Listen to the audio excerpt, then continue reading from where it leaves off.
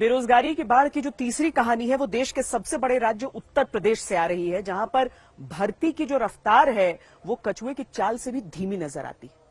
अब याद कीजिए, आज से 4 साल पहले चंद्रयान 2 का जो मिशन था वो असफल हुआ था। 4 साल में वैज्ञानिकों ने खूब मेहनत करके चंद्रयान 3 की तैयारी कर ली, लेकिन उत्तर प्रदेश में जो भर्ती के लिए जिम्मेदार जो संस्था है SSSC, वो 5 साल में भी वहां जूनियर इंजीनियर की भर्ती नहीं कर पाया। इसीलिए आज दस्तक देना जरूरी है।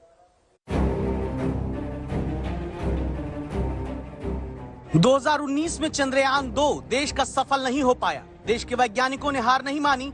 4 साल के भीतर चंद्रयान 3 के साथ फिर से चांद के उस हिस्से पर जाने की तैयारी कर चुके हैं जहां दुनिया का कोई देश नहीं पहुंचा। यानी भारत 4 साल के भीतर दोबारा चांद पर जाने की तैयारी कर सकता है। लेकिन उत्तर प्रदेश में भर्ती परीक्षा कराने वाला आयोग है, नाम है UPSSC, जो 5 साल बाद भी कई भर्ती इम्तिहान पूरा नहीं करा पाया।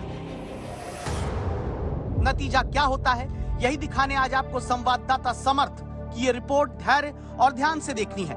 पता चलेगा कि उत्तर प्रदेश में सबऑर्डिनेट सर्विस सिलेक्शन कमीशन की ये बिल्डिंग या आयोग और आयोग चलाने वाले भर्ती के नाम पर ऐसा मकड़जाल रचते हैं जिसमें नौकरी पाकर बेरोजगारों का बाहर निकलना कठिन है। कैसे, समझिए।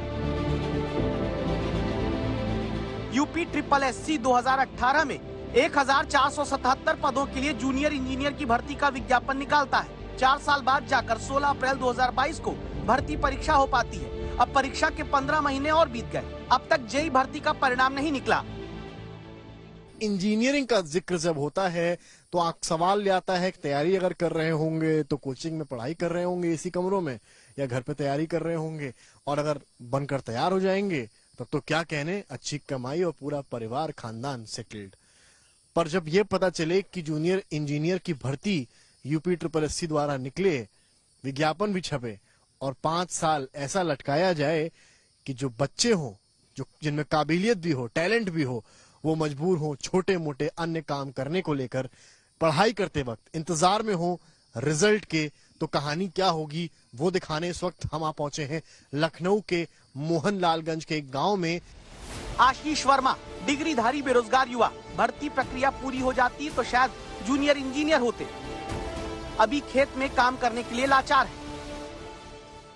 और ये लोबिया की फसल है और इसमें मतलब अभी कुछ महीने पहले बोई गई थी तो अब तैयार हो गई है, तो इसमें निराई गुड़ाई चल रही है। डेली करते हैं काम? नहीं, डेली नहीं करते हैं। जब टाइम मिलता है तो फिर थोड़ा सा अपना टाइम इसमें दे लेते हैं। बाहर जाने से अच्छा तो सोचते हैं कि यहीं कर लें अपना, थोड़ा पैसा निकल आएगा। हाँ, पैसा निकल आएगा कि अपना जैसे फीस है, फॉर्म है भरने के लिए, कुछ बहुत थोड़ा भी लेनी होती, किताबें लेनी होती हैं तो इससे निकल आता है थोड़ा बहुत। 18 में फॉर्म निकलता है और 20 के बाद पेपर होता है, और उसके बाद फिर 22 में पेपर हुआ था। उसके बाद फिर पेपर होने के बाद में फिर वेट किया जाता है कि रिजल्ट नहीं आया। अभी तक रिजल्ट नहीं आया है। तो अब कितना साल, 4 साल 5 साल? 5 साल समथिंग हो गया है। 5 साल से आप इंतजार में? अब इंतजार में है कि अगर रिजल्ट आ जाता तो शायद ही ना करना पड़ता। बेरोजगारी की बाढ़ में छटपटाते हुए आशीष वर्मा जैसे हजारों बेरोजगार उत्तर प्रदेश में हैं, जिन्हें नौकरी का किनारा नहीं मिल पा रहा। इसीलिए खेती करते हैं, दूसरे काम करते हैं, बाकी समय में पढ़ाई। कुछ लोग कहते हैं कि योग्य होते तो नौकरी मिल जाती, तो वो लोग देखें आशीष की योग्यता भी। ये किसने बनाया है? ये हम ही ने बनाया था। क्या दिमाग में आपके आया? आपका इंजीनियर जाग गया, क्या था? अब उस टाइम मई जून के गर्मी थी में बहुत गर्मी थी, तो इस पंखे से तो मतलब जा नहीं रही थी, तो हमने सोचा कि कुछ ऐसा जुगाड़ किया जाए कि जिससे कि थोड़ी बहुत गर्मी से राहत मिल सके।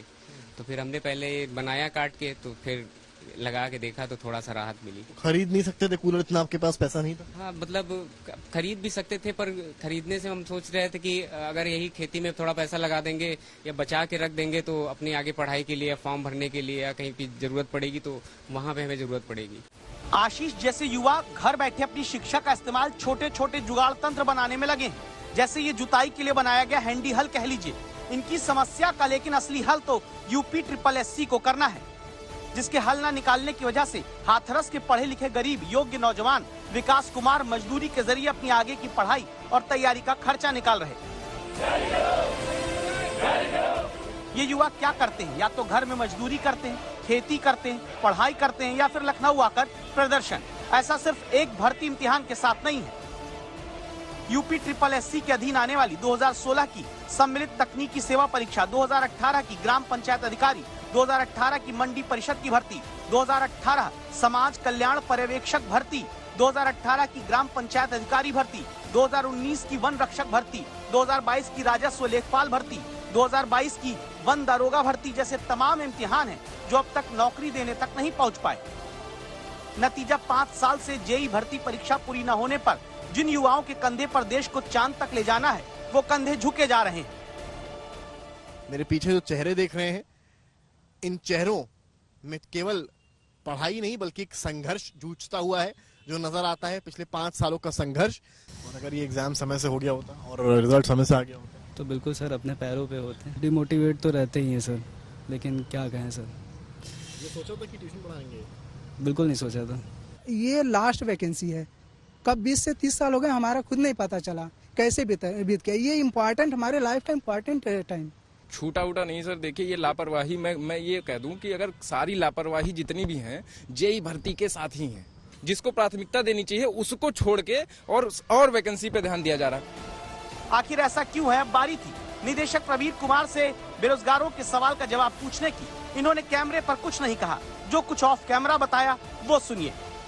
इस एग्जाम को जब लिया गया कानपुर में, जो सेंटर में, वहां पर सेंटर द्वारा कुछ गड़बड़ी हुई जिसकी वजह से 16 बच्चों का एग्जाम वहीं पर निरस्त कर दिया गया, जिसकी वजह से आज तक रिजल्ट आना अटका इसलिए है क्योंकि आयोग ये चाहता है कि एक साथ सारे बच्चों का रिजल्ट आए। जो 16 बच्चे जिनका एग्जाम निरस्त हुआ और फिर री एग्जाम हुआ, उनका रिजल्ट भी एक साथ जोड़कर लाया जाए और इसी वजह से एग्जाम लेट हुआ है।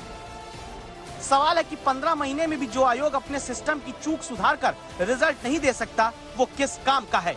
समर्थ श्रीवास्तव, लखनऊ, आज तक।